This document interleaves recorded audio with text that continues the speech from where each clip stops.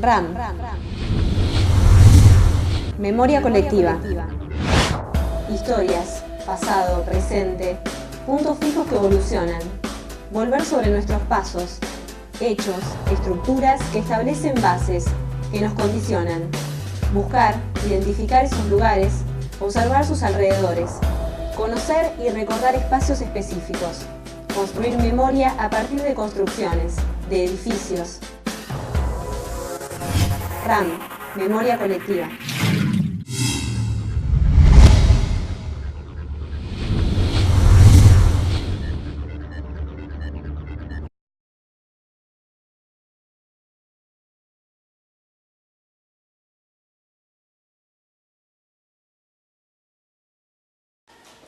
Sí, ya lo voy practicando.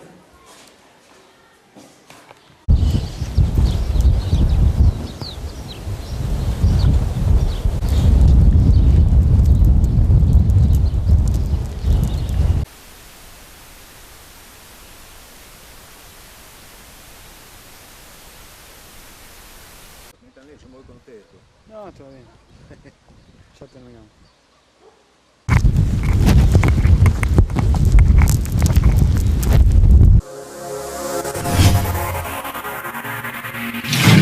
Hoy en RAM Memoria Colectiva conoceremos la historia del Fortín Cuatreros. Esta edificación que estamos viendo, donde hoy funciona un museo, fue un emplazamiento que sirvió de defensa para la construcción de la patria. En los años de la fundación del Fortín, esta zona poseía un alto nivel de conflicto entre los indígenas, los soldados y los gauchos. En la fundación del Fortín tenemos que hablar del momento histórico que estaba viviendo el país. El presidente por esos momentos era Nicolás Avellaneda y el ministro de guerra de Avellaneda era Alsina.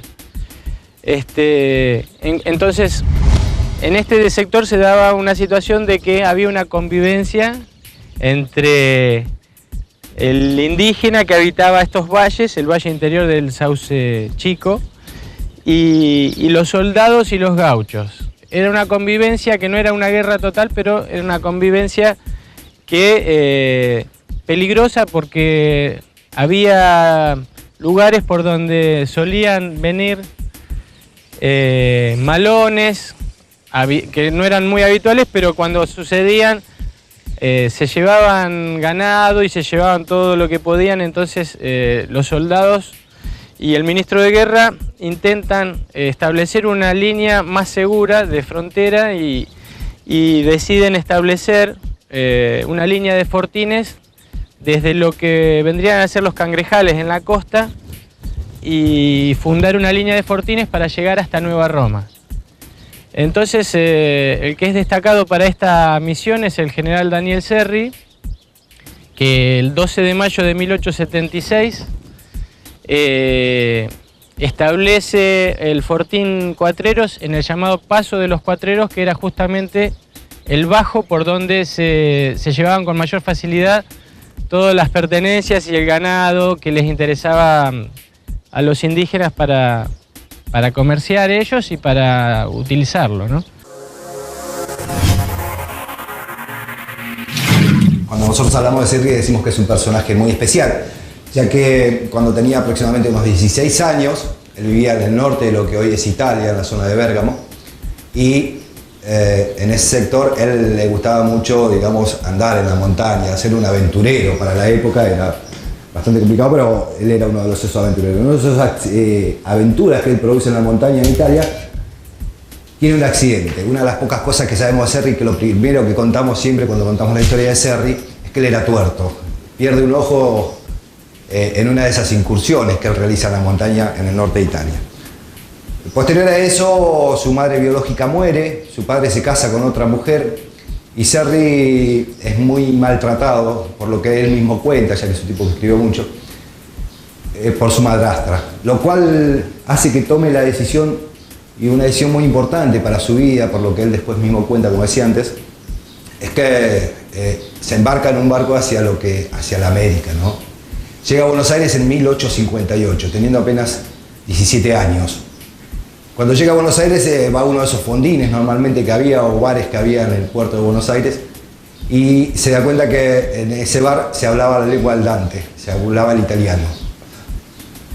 El italiano era muy común para la época porque ya se había venido a instalar cerca de lo que hoy es Bahía Blanca, lo que es Nueva Roma, la famosa Legión Agrícola Militar. Serri se suma a esta Legión Agrícola Militar teniendo 17 años y se viene y viaja hacia Bahía Blanca. Cuando llega a Bahía Blanca era, para la época, estamos hablando de 1858, era una ciudad pujante, no, mentira, era una ciudad que lo único que tenía era su fortaleza y 3 o 4 ranchos en el lugar, ¿no? La Plaza de Rivadavia siempre estuvo instalada en el mismo lugar. O sea, la imagen que tiene Serri cuando llega a Bahía Blanca es una ciudad con un día de viento, esos días de viento, de tormentas, como vemos ahora, de mucha arena, mucha tierra, no había árboles, no existían los árboles en Bahía Blanca hasta esa época. Y lo primero que encuentra es un soldado colgado en el medio de la Plaza de Rivadavia, que era uno de los castigos más comunes para la época en el caso de la deserción, por ejemplo, o de tratar de herir a algún compañero superior.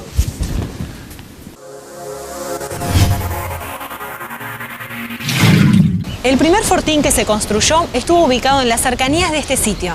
Una construcción bastante más precaria, que serían 2 semicírculos, como si fuese un 8.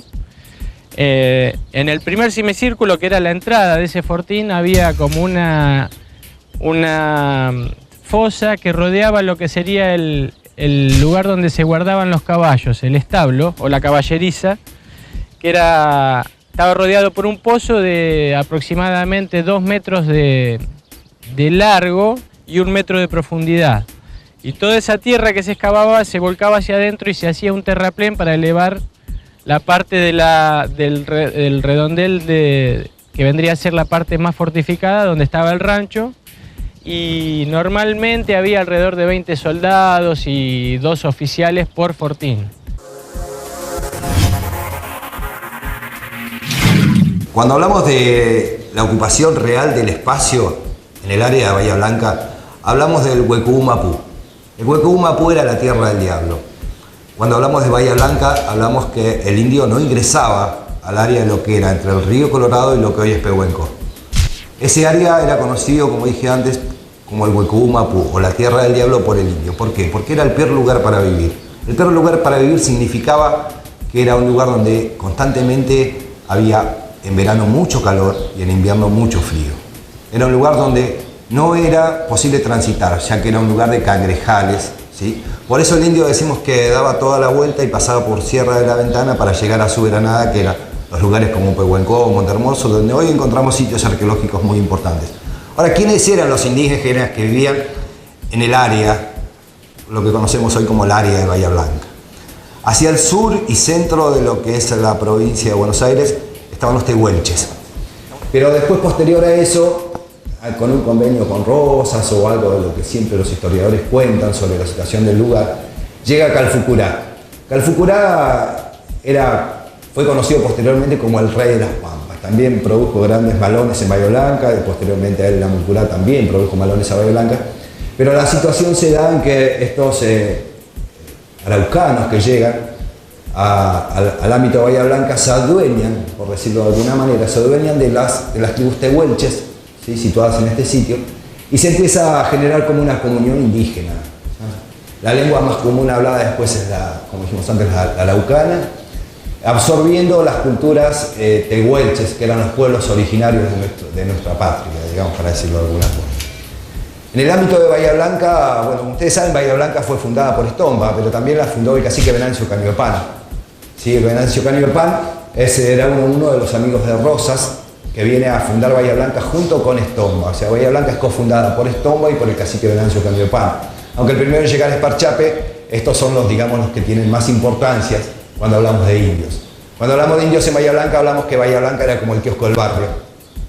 Bahía Blanca, a pesar de que tuvo muchos valores, nunca fue destruida totalmente hasta su cimiento, como fueron muchas otras localidades cercanas, porque Bahía Blanca, si se destruía, mañana no había dónde ir a comprar o dónde ir a cambalachear, como decía el indio, las cosas que el indio necesitaba, entre ellas el papel, la yerba, el alcohol, y dónde podía vender su ganado a cambio de estas cosas.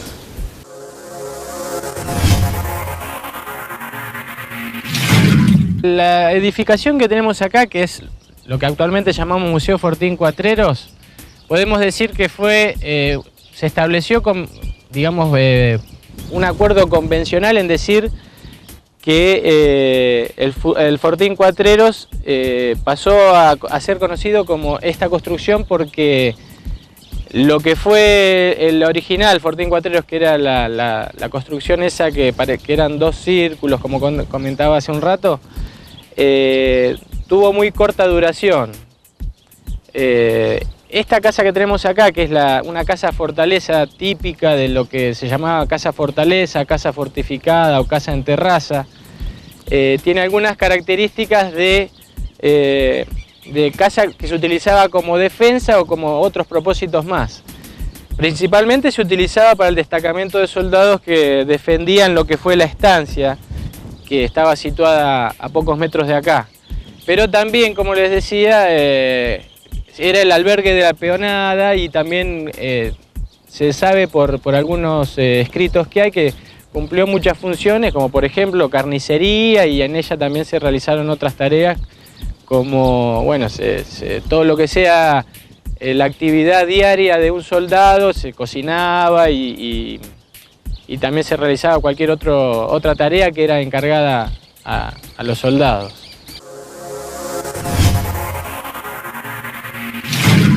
La particularidad del nuevo Fortín, estilo casa-terraza, es que desde su planta alta se podía responder a los ataques. Que esta construcción es un tipo de arquitectura que se ha denominado casa fortaleza o casa con altillo, porque en caso de ataque, en caso de que era muy común en esos tiempos ataques por cuatrerismo, los defensores de la casa ascendían hasta este lugar y desde las ventanas, como podemos observar, podían defenderse. Se defendían desde las alturas. La construcción, tenemos entendido que es un tipo de construcción inglesa por la disposición de los ladrillos. Dispuestos de esta manera, están como atravesados. Y se puede observar también que las juntas, o sea, son ladrillos cocidos, ¿no? Pero las juntas están hechas de barro. Es una construcción que tenemos entendido, según algunos datos, que data de fines del siglo XIX, finales de la década del 80, 90. Y bueno, el tipo de construcción, como decía, es un tipo de construcción que es altamente resistente, a pesar de que ha tenido muchas reparaciones, muchas modificaciones, casi está conservada en un 80% la arquitectura esta. El barro, como el pueblo de Cerri, toda la localidad de Cerri, casi es arcilloso. Entonces, la gran cantidad de componentes que tiene el barro es arcilla, que funciona como un aglomerante.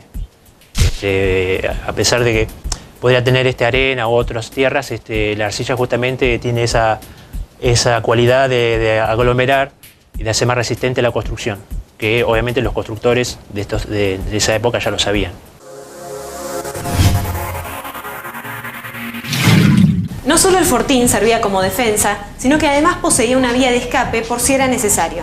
Estamos en la habitación donde hemos rescatado, según una leyenda urbana, digo de esta manera porque no lo podemos aseverar arqueológicamente, donde los defensores de esta construcción, en caso de ataque, accedían a un hueco que hay aquí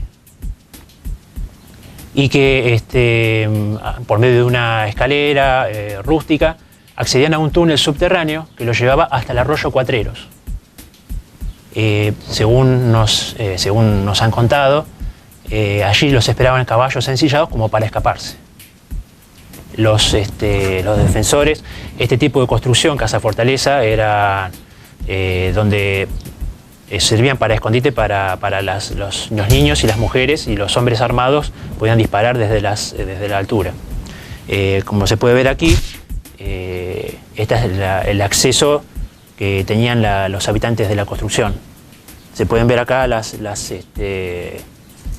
bisagras de la trampilla, que bueno, es por donde subían.